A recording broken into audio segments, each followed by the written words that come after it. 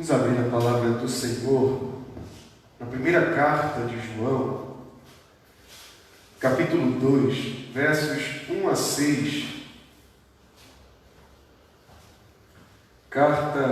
Primeira carta do apóstolo João, capítulo 2, versos 1 a 6.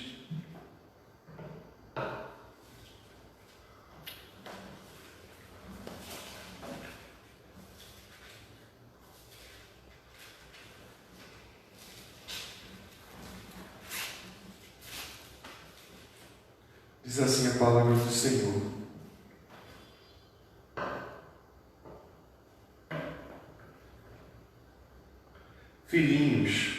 Filhinhos meus, estas coisas vos escrevo, para que não pequeis. Se, todavia, alguém pecar, temos advogado junto ao Pai, Jesus Cristo, o justo, e Ele é a propiciação pelos nossos pecados, e não somente pelos nossos próprios, mas ainda pelos do mundo inteiro.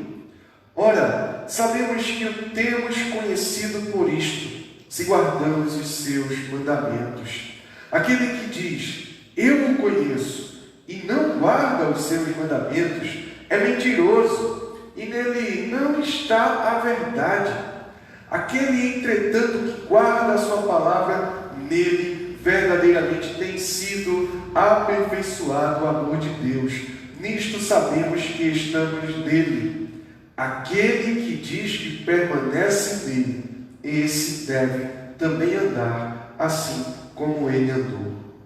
Senhor Deus, te agradecemos por tua palavra e rogamos que pelo teu Espírito, Senhor, a aplique aos nossos corações, faça com que ela seja guardada em nossos corações para que andemos nela, Deus, para que andemos em toda a tua vontade, Senhor, em nome de Jesus, assim nos abençoa. Amém.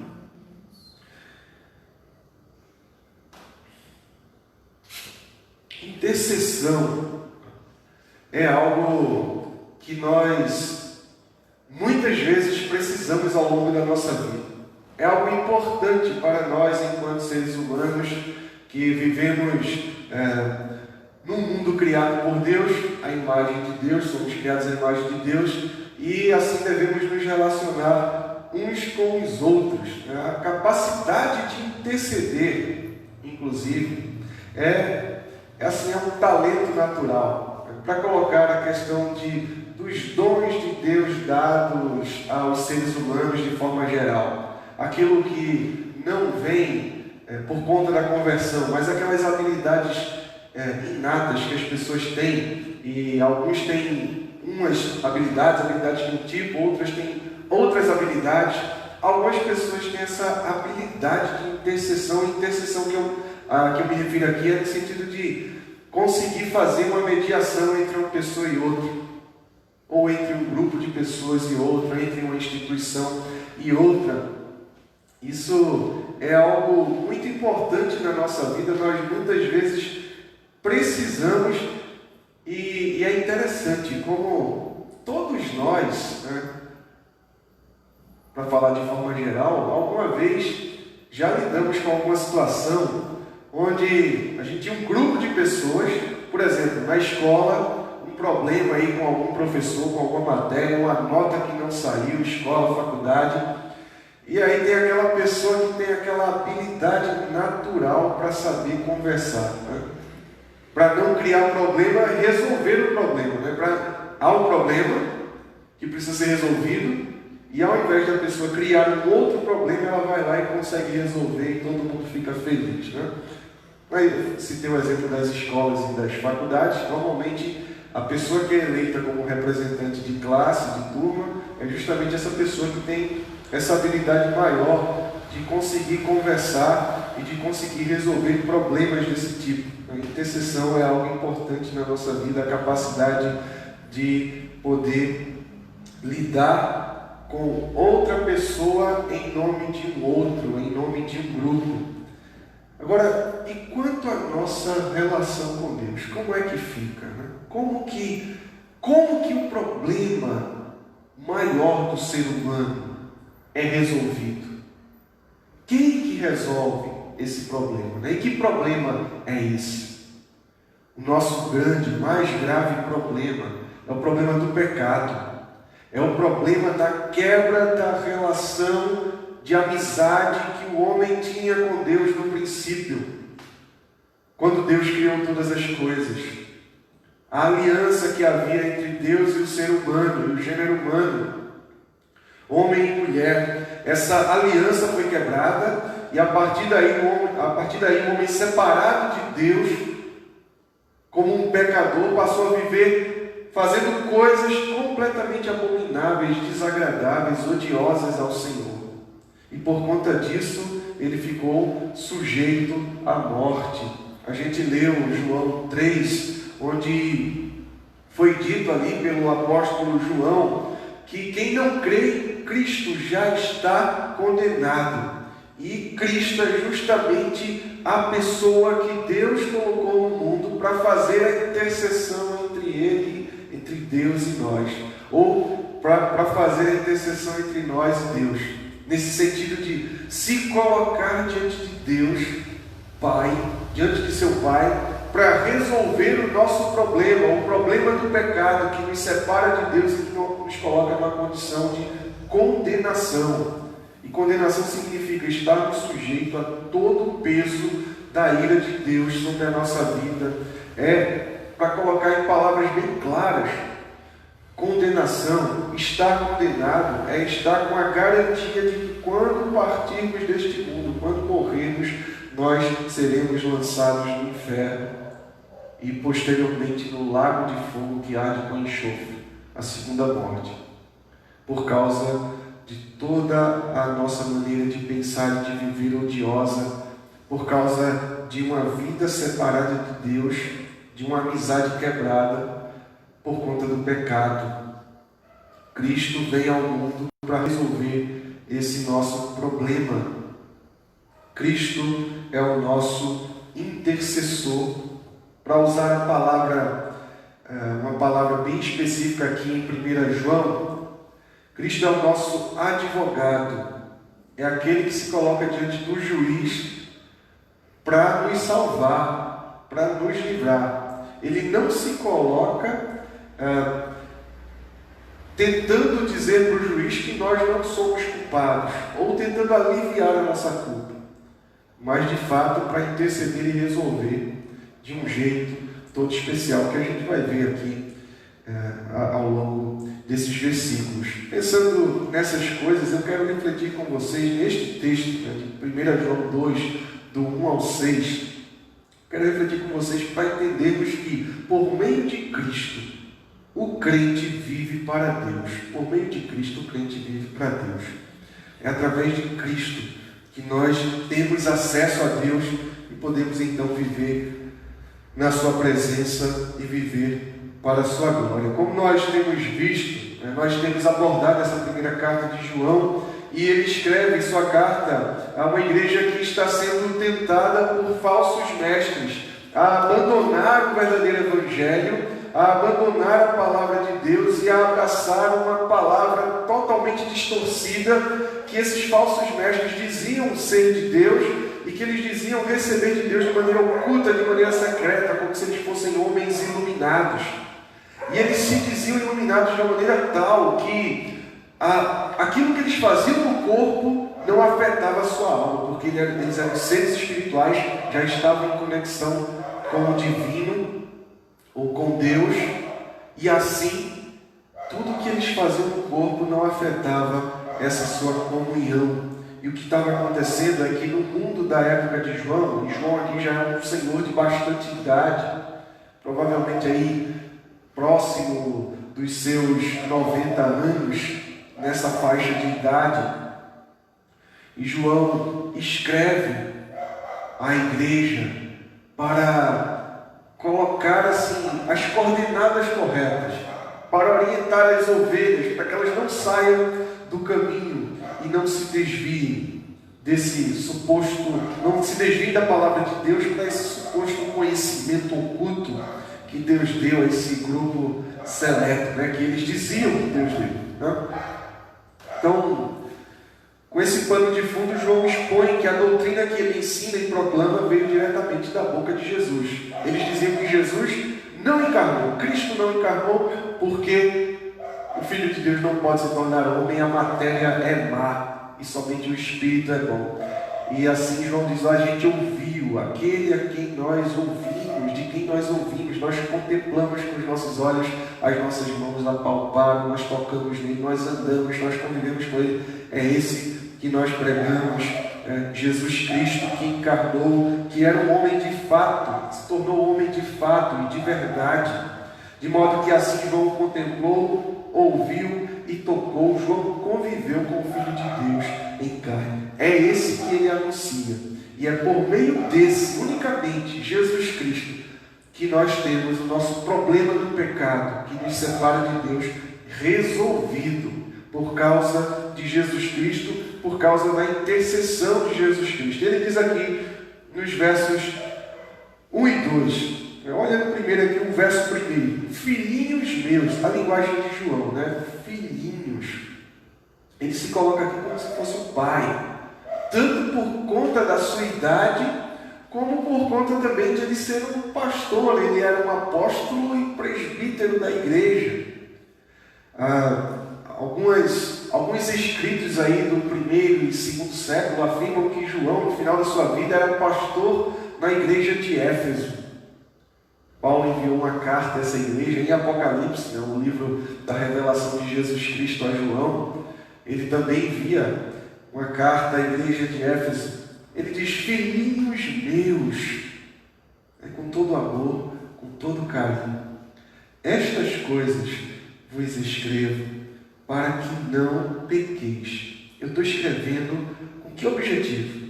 Para que vocês não pequem. Os filhos de Deus, aqueles que estão em Cristo Jesus, aqueles que são alvo da obra da graça de Deus na sua vida, sendo transformados, sendo regenerados, nascidos de novo, que é uma expressão que Jesus usa lá no capítulo 3 do Evangelho de João também, quando ele fala para Nicodemos que é necessário nascer de novo. Aqueles que já vivenciam essa experiência, essa realidade, não devem pecar. Os filhos de Deus não devem pecar. É algo colocado, estabelecido para nós. O pecado é odioso ao Senhor. Aqueles que vivem no pecado estão debaixo da ira de Deus. Filhinhos, estas coisas eu vos escrevo para que não pequeis, para que vocês não escutem doutrinas estranhas, ensinamentos falsos e acabem embarcando nesse caminho que é desviado. Para que a igreja do Senhor Jesus não seja seduzida pelos maus ensinos dos falsos mestres. Eu escrevo para que não pequeis. Se todavia, aí entra uma questão bem interessante, né? Se todavia alguém pecar, por que ele coloca isso? Porque João tem consciência de que o fato de estarmos em Cristo não elimina a possibilidade do pecado, porque ainda estamos nessa era, numa condição onde ainda somos suscetíveis ao pecado, às tentações. Há uma diferença entre os filhos de Deus e os filhos do diabo, para usar uma outra linguagem que João usa aqui nessa carta. Os filhos de Deus, eles vivem para Deus, eles buscam viver todos os dias para Deus, conforme a vontade de Deus. Os filhos do diabo vivem no pecado, eles vivem pecando. O habitat natural deles é o pecado. No entanto, os filhos de Deus, por conta de uma condição, embora já garantida por Cristo na cruz e na ressurreição, uma condição de salvação e glorificação, nós ainda aguardamos a volta do Senhor Jesus e essa manifestação plena daquilo que haveremos de ser nele. Portanto, João tem consciência plena de que nós podemos dar lugar ao pecado em nossa vida. Se todavia alguém pecar, ele completa: temos advogado junto ao Pai, Jesus Cristo, o justo. Se alguém pecar, temos advogado junto ao Pai, Jesus Cristo, o justo. E Ele é a propiciação pelos nossos pecados, e não somente pelos nossos próprios, mas ainda pelos do mundo inteiro. Se nós pecarmos, nós temos um advogado, Jesus Cristo, e Ele é a propiciação para nós, para não somente pelos nossos próprios pecados, mas ainda pelos pecados do mundo inteiro. Nós devemos, para retomar a linguagem do capítulo 1 que a gente já viu, nós devemos andar na luz. João diz aqui, no verso 5 do capítulo 1, ora, a mensagem que da parte dele, de Jesus Cristo, nós temos ouvido e nos anunciamos é esta, que Deus é luz e não há nele treva nenhuma. E ele segue aqui no seu raciocínio para dizer, nós devemos andar na luz, Deus é luz, nós devemos andar na luz. Lá no capítulo 3 do seu Evangelho, João disse que Jesus Cristo é a luz do mundo. Nós devemos andar em Jesus Cristo. Nós devemos andar na comunhão com Jesus. Nós devemos andar na palavra de Jesus. Nós devemos viver buscando pela fé mais e mais conhecermos Deus e nos alegrarmos na presença dEle, nos seus mandamentos.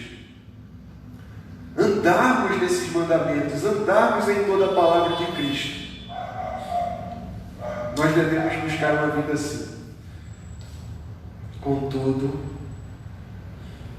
se pecarmos, temos um advogado, temos alguém que está diante do Pai a interceder por nós. Nós temos alguém que está diante do seu Pai e que Ele já solucionou o problema do pecado através da morte dele. E Ele está a interceder por nós. E aqui ele ainda é qualificado, descrito como o justo, Jesus Cristo, o justo. Não existe pecado nele, não existe falha moral, não existe nenhum tipo de barganha que possa ser feita, de suborno. Jesus Cristo é o justo. E nós temos, então, assim, a quem recorrer. Nós podemos recorrer a Jesus. E ele acrescenta que Ele é fiel e justo para, ou melhor, Deus é fiel e justo para nos perdoar os pecados e nos purificar de toda injustiça, se nós recorrermos ao Seu Filho, Jesus Cristo, se nós recorrermos a Ele. Ele é a propiciação pelos nossos pecados, e não somente pelos nossos próprios, mas ainda pelos do mundo inteiro. Quando ele fala aqui, quando João diz que ele é a propiciação, essa linguagem aqui remete ao Antigo Testamento. E no Antigo Testamento, animais eram imolados, eles tinham o seu pescoço cortado e sangrado, para que através daquele sangue, aquele sangue fosse levado perante a Arca da Aliança uma vez por ano. O sumo sacerdote fazia isso e aspergia sangue perante o Senhor ali, perante a Arca da Aliança. Ele fazia isso por ele e fazia isso por todo o povo, como um apontamento para o que Cristo viria fazer no futuro. Ou seja, Cristo derramaria o seu sangue para que assim Deus se tornasse propício a nós, ou seja, Deus se tornasse nosso amigo, favorável a nós, para que a sua graça, o seu favor, o seu amor fossem concedidos, derramados sobre a nossa vida. Então, o sangue do animal que era usado ali no Antigo Testamento, ele era um tipo do sangue de Cristo, do sacrifício de Cristo. Porque o sangue dos animais não tem esse poder de perdoar, de purificar do pecado, como a carta aos Hebreus nos diz. Somente o sangue de Cristo é o que purifica de todo o pecado. Então essa é a ideia aqui. Ele é a propiciação pelos nossos pecados, e não somente pelos nossos próprios, mas ainda do mundo inteiro. João não está dizendo que o mundo inteiro vai ser salvo independentemente da sua maneira de viver. Não é isso. Ele está colocando de uma forma geral. O sacrifício de Cristo é o único meio de reconciliação com Deus. É o único meio que tornou Deus propício a nós.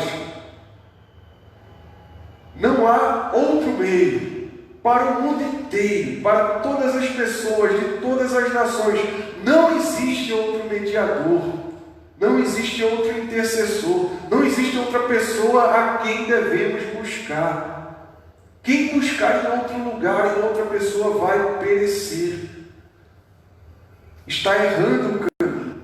O único caminho para Deus, de uma maneira que Deus nos recebe com amor e com o seu favor, com a sua graça, nos chamando, nos tratando como bem-aventurados, é através de Jesus Cristo, do sangue que Jesus Cristo derramou na cruz, para que assim tivéssemos comunhão com Deus, tivéssemos comunhão com Deus Pai. O verso 7 aí do capítulo 1 nos diz: se porém andarmos na luz, como Ele está na luz, mantemos comunhão uns com os outros, e o sangue de Jesus, seu Filho, nos purifica de todo pecado. O sangue de Jesus nos purifica de todo pecado. Jesus é o nosso intercessor, porque foi Ele quem se colocou em nosso lugar. O animal lá da antiga aliança, do Antigo Testamento, representava Jesus morto em nosso lugar. O pecador merece a morte. O salário do pecado é a morte. Mas o dom gratuito de Deus é a vida eterna, a vida abundante, a vida para sempre e feliz na presença de Deus. Esse dom gratuito é Jesus Cristo dado por nós. Contudo, Ele recebe nele o salário do nosso pecado. Ele recebe a morte. Ele é condenado sendo justo. E nós, sendo ímpios, somos absolvidos, somos recebidos com amor por Deus Pai, porque Ele recebeu o salário do pecado.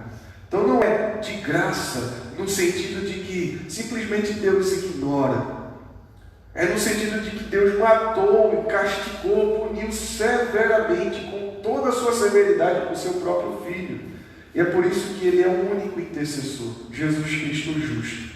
E justamente porque Ele era justo, Ele reaveu a sua vida, Ele reviveu, e Ele voltou para o seu Pai, e lá está a interceder por nós.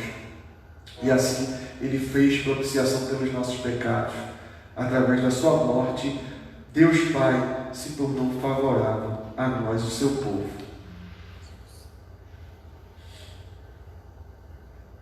E João prossegue aqui, na parte final, os versos 3 a 6 dizem: ora, sabemos que o temos conhecido por isto, se guardamos os seus mandamentos. Sabemos que o temos conhecido por isto, se guardamos os seus mandamentos. Aquele que diz, eu o conheço, e não guarda os seus mandamentos, é mentiroso, e nele não está a verdade. Aquele, entretanto, que guarda a sua palavra, nele verdadeiramente tem sido aperfeiçoado o amor de Deus. Nisto sabemos que estamos nele. Aquele que diz que permanece nele, esse deve também andar assim como ele andou. Interessante, João retoma aqui o que ele falou no primeiro capítulo, mas com uma nova linguagem, com novas palavras, colocando as coisas de maneira mais clara. No primeiro capítulo ele fala que nós devemos andar na luz, como o Senhor Jesus, como Deus é luz. Nós devemos, ou como Ele está na luz, nós devemos andar na luz. E aquele que diz que está na luz, mas as suas obras não demonstram isso, a sua vida não demonstra isso, ele é um mentiroso. Ele diz assim no verso 6 do capítulo 1: se dissermos que mantemos comunhão com Ele e andarmos nas trevas, mentimos e não praticamos a verdade. Só que aqui ele coloca de modo mais claro. Ele diz: se guardamos os seus mandamentos. Como é que eu sei que tenho conhecido a Jesus Cristo? E conhecer aqui envolve relacionamento, envolve uma relação restaurada, envolve alguém que nasceu novo, que foi regenerado, que foi renovado em seu ser. Como é que eu posso ter convicção de que eu estou em Cristo? O que é que pode me ajudar? É simplesmente eu pensar positivo? Não. Se guardamos os seus mandamentos, porque aquele que diz que o conhece e não guarda os mandamentos é mentiroso e ele não está na verdade. Mais uma vez, João usa aqui uma linguagem que remete a outras partes, outros textos dele. O Evangelho de João, lá no capítulo 14, Jesus fala isso para os seus discípulos, que aquele que o ama é o que guarda os seus mandamentos. Ele repete isso em algumas passagens ali, no capítulo 14, no capítulo 15 do Evangelho de João. Quem é que ama Jesus? É aquele que guarda os seus mandamentos. Aquele que diz que ama, ou para colocar nas palavras aqui da primeira carta, aquele que diz que o conhece, que está numa vida perante ele, mas quando se olha para essa vida, não se vê de fato uma obediência, uma vida que busca agradar a Deus.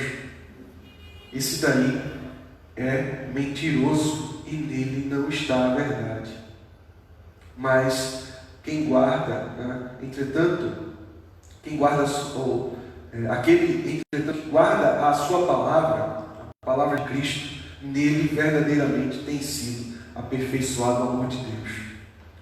Quem guarda a palavra, e a ideia aqui não é de alguém perfeito, como eu já falei até na semana passada, não é o santarrão, é aquele que está buscando isso, é aquele que está dia após dia buscando o conhecimento de Deus, buscando mais e mais da graça de Deus, buscando viver na presença de Deus, buscando esse relacionamento sincero com Jesus Cristo, em oração, na palavra, uma vida de sincera obediência à sua palavra, porque a gente viu que o cristão peca, mas nós temos o advogado que é Jesus Cristo. Então não é uma questão de ser um santarrão, é uma questão de alguém que está buscando fielmente, dia após dia, andar na vontade de Deus. Aquele que guarda a sua palavra, nele verdadeiramente tem sido aperfeiçoado o amor de Deus. O amor de Deus está trabalhando na vida desse, está levando ele à perfeição, tornando cada dia mais uma imagem verdadeira, genuína, perfeita de Jesus Cristo. Aí ele completa: nisto sabemos que estamos nele. Aquele que diz que permanece nele, que continua nele, que está ligado a ele. Lembrando até João também, capítulo 15, quando Jesus fala da videira verdadeira. Ele diz que a videira, nós somos os ramos, o seu pai é o agricultor. É aquele que permanece nele e produz fruto. E ele diz: aquele que diz que permanece nele, esse deve também andar assim como ele andou. Qual é o fruto de permanecer em Cristo? É ter uma vida que se assemelha à vida de Jesus, em obediência. Claro que nós estamos muito longe de sermos iguais a Jesus, mas é o dia a dia, é a constância. Isso deve ser buscado todos os dias, no poder do Espírito Santo, que é aquele que habita nos filhos de Deus, é aquele que nos renova a imagem e semelhança de Jesus Cristo, é aquele que gera em nós uma nova vida em Cristo Jesus. Como é dito lá em João 3, é necessário nascer da água e do Espírito, nascer do Espírito Santo, ser regenerado. Então aquele que é habitado pelo Espírito e foi alcançado pela graça de Deus, esse deve andar, e ele busca, e ele se esmera nisso, em andar como o Senhor Jesus andou, andar na presença de Deus, para a glória de Deus, no poder do Espírito Santo. Sendo assim, irmãos, por meio de Cristo, o crente vive para Deus. Porque, primeiro de tudo, Cristo é a propiciação pelos nossos pecados. Cristo nos livra do poder do pecado. Cristo é o nosso advogado a quem nós podemos e devemos recorrer sempre que nos flagrarmos pecando. E Cristo é aquele que nós devemos conhecer e prosseguir em conhecer cada dia mais, para que assim a vontade de Deus se manifeste plenamente em nossa vida. Para que, de fato, a nossa vida e a nossa confissão sejam uma, não sejam diferentes. Para que a nossa vida não diga o contrário das nossas palavras. Que o Senhor nos abençoe. Que o Senhor nos faça viver conforme a sua vontade. Vamos cantar mais um cântico e logo após nós vamos orar encerrando nosso culto ao Senhor.